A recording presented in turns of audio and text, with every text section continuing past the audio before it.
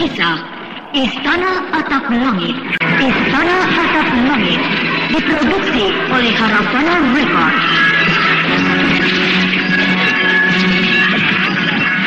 Naskah karya Niti Kostasi. Hiasan musik dan sutradara Indra Mahendra.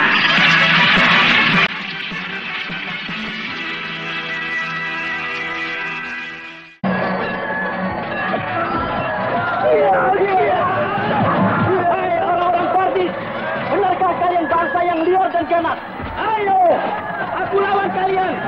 Orang Jawa Dipa dari Madangkara.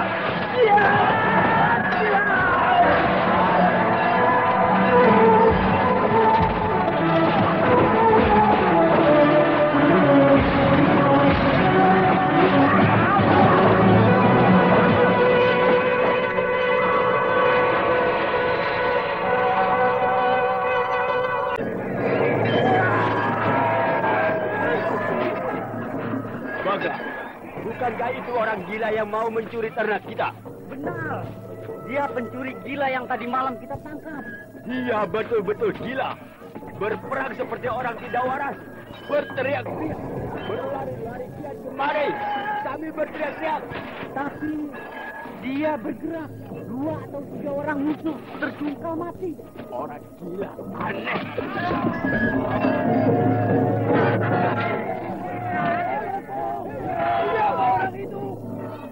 Berperang seperti pasukan setan, bergerak sangat cepat seperti burung Raja Wali, menyamar-nyamar mangsanya. Anak buah kita banyak yang mati oleh dia. Aku tidak tahu Bardoa, tapi yang jelas dia bukan gembala. Tidak tahu datang dari mana. Tiba-tiba muncul dan berlari-lari seperti orang gila. Tapi setiap dia bergerak, anak buah kita selalu ada yang mati, terjungkal dan terkapar di tanah. Bunuh dia!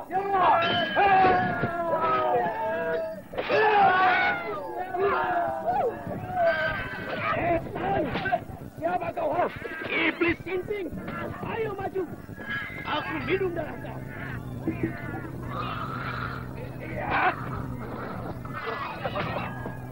Dia melakukan serangan. Hampir aku kena.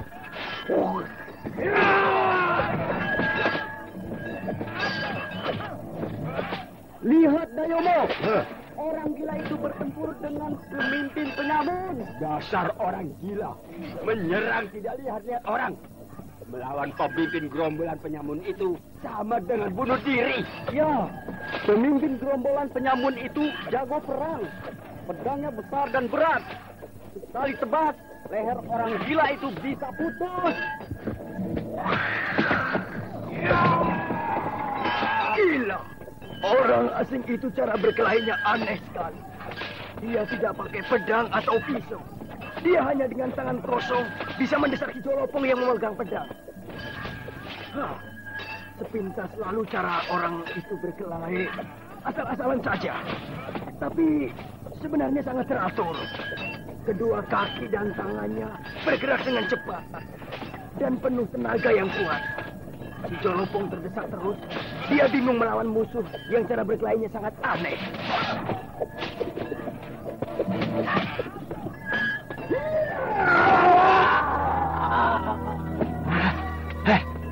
Apa aku tidak mimpi?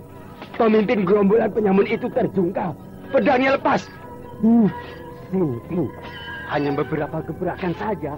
Pemimpin gerombolan penyamun itu roboh. Ayo, pedang kau lepas. Sekarang kau tidak punya pedang lagi. Ayo, setan edan, ku bunuh kau.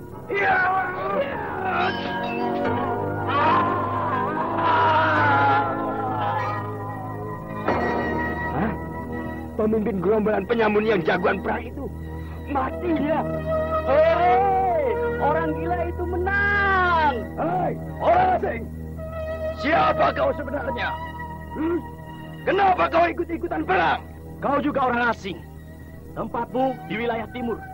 Kenapa kau masuk ke sini, ke wilayah Tibet, dan membuat huru-hara, merampok, dan membunuh orang-orang lemah? Peduli apa kau, setan? Kau juga peduli apa dengan aku, iblis? Aku tebas lehermu ini.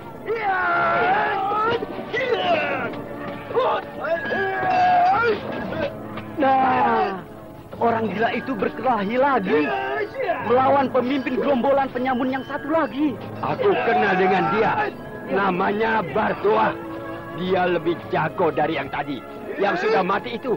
Orang gila itu sekarang pasti yang akan kalah.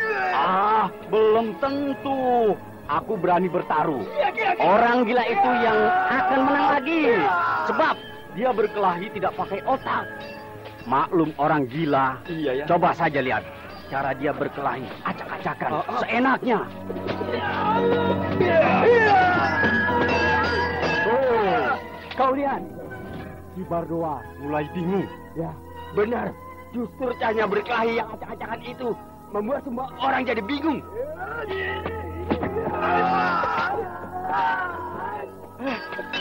Si Bardoa tidak bingung lagi.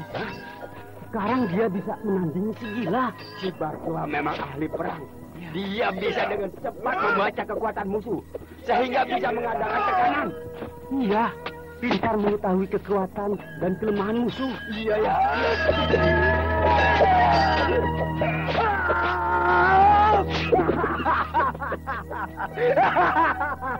Hai orang asing, kau boleh menipu orang lain dengan cara berkelahi yang acak-acakan.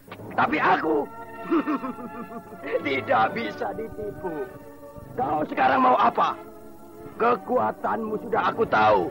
Kau yang akan aku habiskan. Boleh? Boleh. Silakan.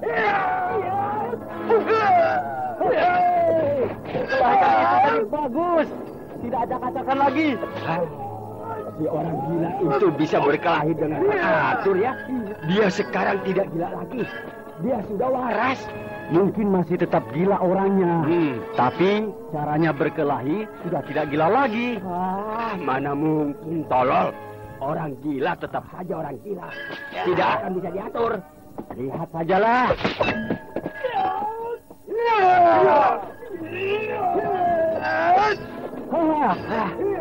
Bardoa terdesak lagi.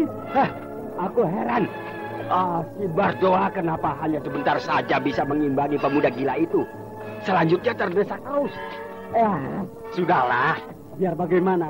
Pokoknya orang gila itu lebih hebat dari Bardoa.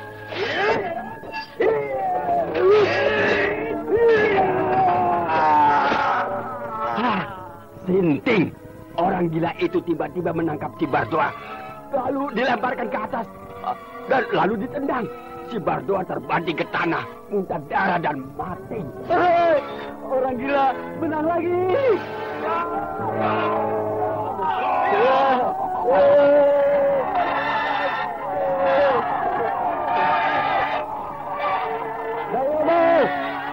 Gerombolan penyamun itu bubar. Karena pemimpin mereka mati. Mereka jadi ketakutan. Panik. Mereka melarikan diri. Sikar mereka semuanya.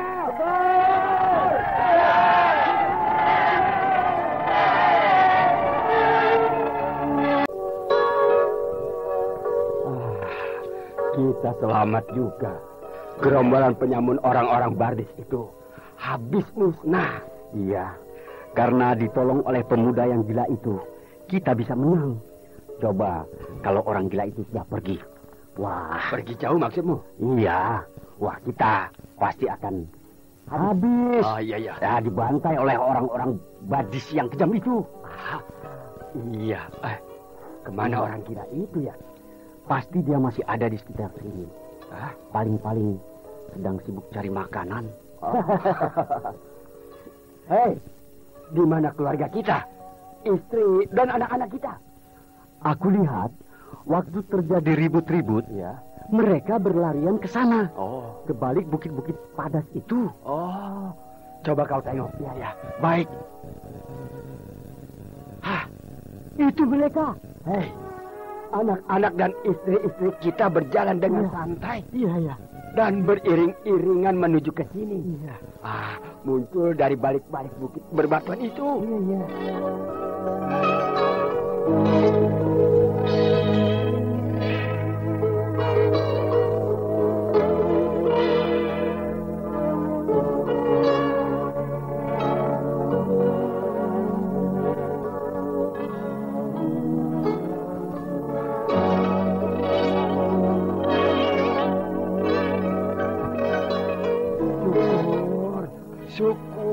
kalian selamat semua. Tak satu pun yang celaka. Hei, kalian bersembunyi di mana? Kami ditolong oleh seorang biksu. Biksu? Iya, Tuan Biksu Kampala. Tuan Biksu Kampala? Ketua para biksu di Bihara Jokang di Kota Lhasa. Benar. Oh, Omitohun. Tuan Biksu Kampala yang mulia telah muncul di sini untuk menyelamatkan kami. Terima kasih, Tuan Biksu yang mulia. Sekarang, di mana Tuan Biksu Kampala itu? Sudah pergi bersama muridnya. Oh, jadi beliau tidak sendiri? Iya, berdua bersama muridnya. Dan muridnya itu pencuri yang kalian tangkap, lalu dilepaskan lagi karena disangka orang gila. Pencuri? Pemuda itu bernama Bentar. Dia bukan pencuri, tapi murid tunggal Tuan Biksu Kampala. Dia bukan orang Tibet, tapi orang Jawa Dwipa. Jawa Dwipa? Iya, dia heran melihat Yak, lalu didekati dan dielus-elus. Tapi disangka kalian, dia pencuri hewan ternak. Alangkah terkutuknya kita semua. Murid Tuan Biksu Kampala dituduh pencuri, ditangkap, diseret, dan diikat pada tiang kayu di tengah tegalan. Lalu diguyur air, terus diberi bungkusan makanan. Kemudian diusir sambil diolok-olok.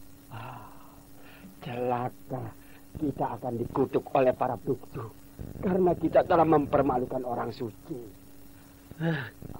Kita benar-benar tidak tahu diri, tidak tahu balas budi. Kita telah menghina orang yang telah menyelamatkan kita. Kemana perginya Tuan Biksu, Biksu Kampala yang bersama muridnya itu? Ke sana, ke barat. Mudah-mudahan belum jauh. Ayo, kita kejar. Ya, ayo mari.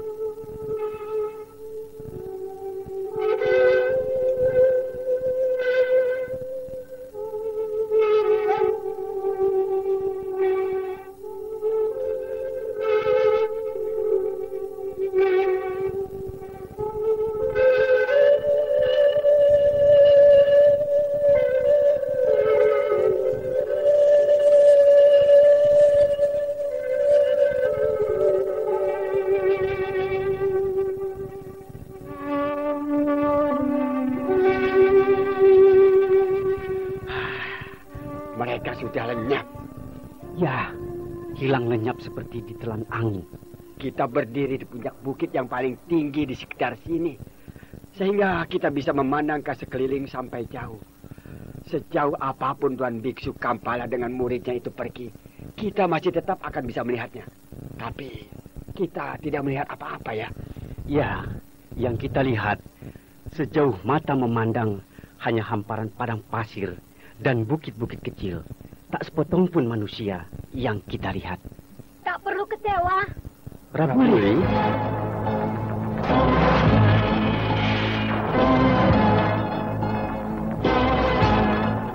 Kalian berdua, Pak Dayomo dan Pak Baka, tidak perlu merasa kecewa. Sebab Tuan Biksu Kampala sudah memberikan maaf. Oh, benarkah? Tuan Biksu Kampala sudah memberi maaf? Iya. Dia berkata kepadaku, perbuatan kita semua yang telah mempermalukan Bentar, murid tunggalnya itu, bisa dimengerti. Karena kita tidak tahu sama sekali tentang siapa sebenarnya Bentar. Oh, syukurlah. Dadaku tidak sesak lagi. Aku agak lega. Sebab Tuan Biksu Kampala sudah memberi maaf kepada kita. Iya, lebih baik sekarang kita jangan buang-buang waktu lagi. Segeralah berangkat.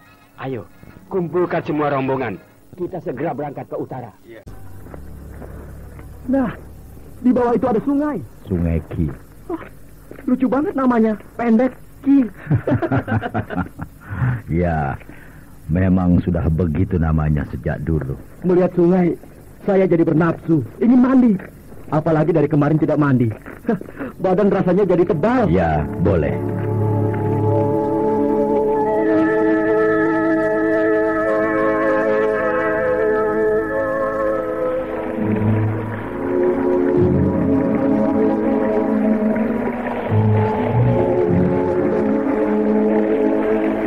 Aduh, 2 hari tidak mandi, sekarang aku mandi sepuas-puasnya. Kebetulan sungai ini tidak terlalu besar dan airnya bening sekali. Tapi dingin banget. Biar dingin, pokoknya mandi.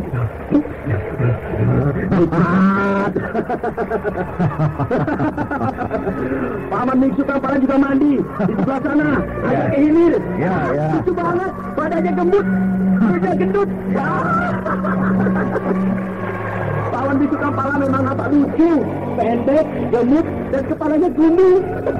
Tapi dia baik sekali dan ilmunya sangat tinggi sebanding dengan Ayahanda Brahma. Jadi tidak heran, meskipun sudah tua, tapi wajahnya tetap segar. Pipinya montok, seperti masih berusia muda.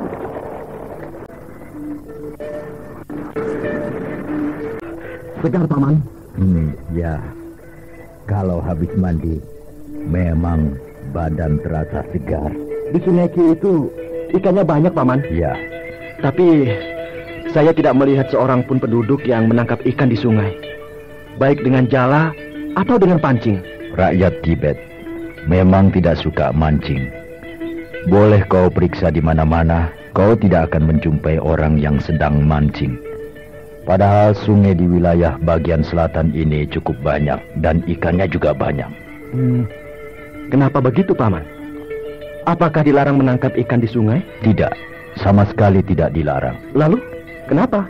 Orang Tibet tidak begitu suka pada ikan sungai. Ya, mereka sangat gemar makan daging hewan ternak. Oh. Tapi ada juga sebagian kecil yang suka makan ikan sungai. Itulah makanya di pasar-pasar yang jual ikan sungai sedikit sekali. Sehingga tidak ada pedagang ikan sungai.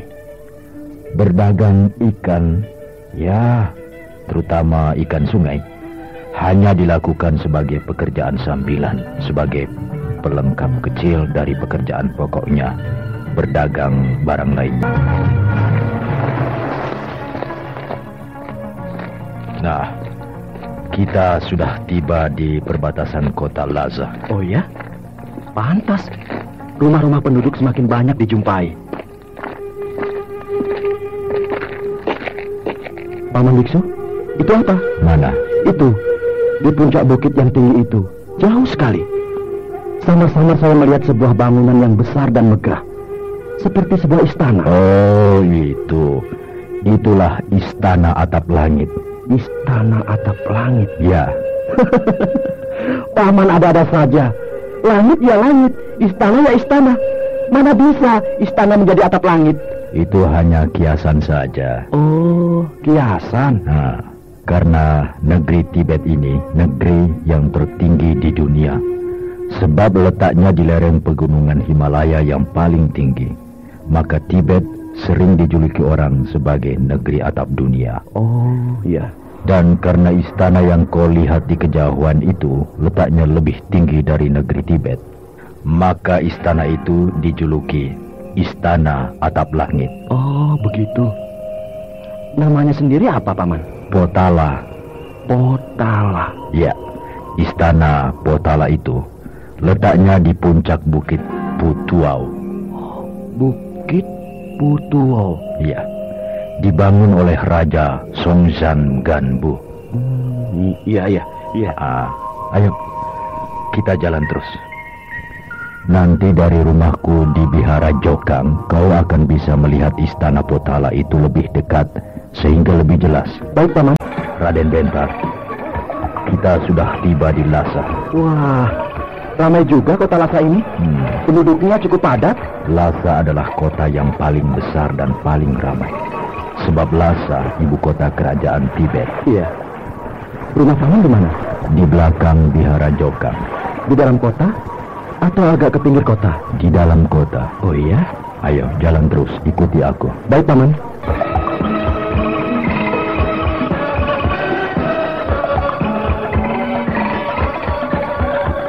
Wah, di sepanjang jalan-jalan di dalam kota Lhasa ini, banyak sekali orang yang menganggukkan kepala, memberi salam kepada Paman. Hampir setiap 5 langkah, mesti ada yang memberi salam kepada Paman. Hampir seluruh penduduk Lhasa